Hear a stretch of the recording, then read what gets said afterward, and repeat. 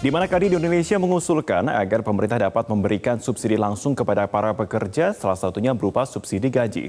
Ketua Umum Kadin Indonesia Rosanus Lani meyakini subsidi gaji dapat mendorong konsumsi dalam negeri yang merupakan kontributor terbesar pertumbuhan ekonomi.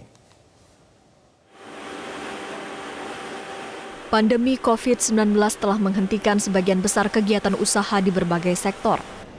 Meski saat ini pemerintah mulai melonggarkan pembatasan, sejumlah sektor belum bisa pulih, bahkan masih sulit untuk bangkit.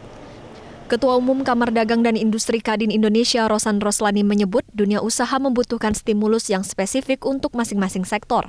Pasalnya, kebutuhan masing-masing sektor untuk bangkit menghadapi pandemi ini berbeda-beda. Rosan mengungkapkan sejumlah stimulus yang telah digelontorkan pemerintah sangat membantu para pengusaha untuk menjaga cash flow. Namun, Rosan mengusulkan agar pemerintah bisa memberikan subsidi langsung kepada para pekerja, salah satunya berupa subsidi gaji. Menurut Rosan, subsidi gaji dapat mendorong daya beli masyarakat dan memberikan kontribusi positif bagi roda ekonomi nasional. Yang diharapkan juga adalah yang mungkin dilakukan oleh banyak negara lain dalam bentuk subsidi langsung ke para pekerja gitu, yang dengan adanya subsidi langsung ke para pekerja itu kan juga akan membantu demand side atau daya beli dari masyarakat kita, dan itu menjadi sangat penting karena kalau kita lihat pertumbuhan dari Indonesia ini kan 56-57% tergantung dari domestic consumption.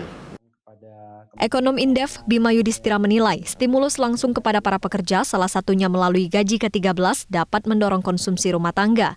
Namun, menurut Bima, sebagian besar masyarakat akan menyimpan dananya karena kondisi pandemi ini. Tapi juga perlu dicermati karena situasinya sekarang berbeda dari tahun sebelumnya, maka ada sebagian, ya tidak semua, tapi ada sebagian ASN yang lebih memilih untuk saving. Untuk kemudian menyimpan, berjaga-jaga ke dana darurat misalnya, jika kasus positif COVID-nya masih tinggi seperti sekarang. Nah ini artinya harus beriringan, jadi gaji ke-13 penting, tapi di sisi yang lain, confidence atau kepercayaan dari konsumen harus dibangkitkan. Sejumlah kementerian tengah menyusun kebijakan untuk memberikan subsidi langsung kepada para pekerja.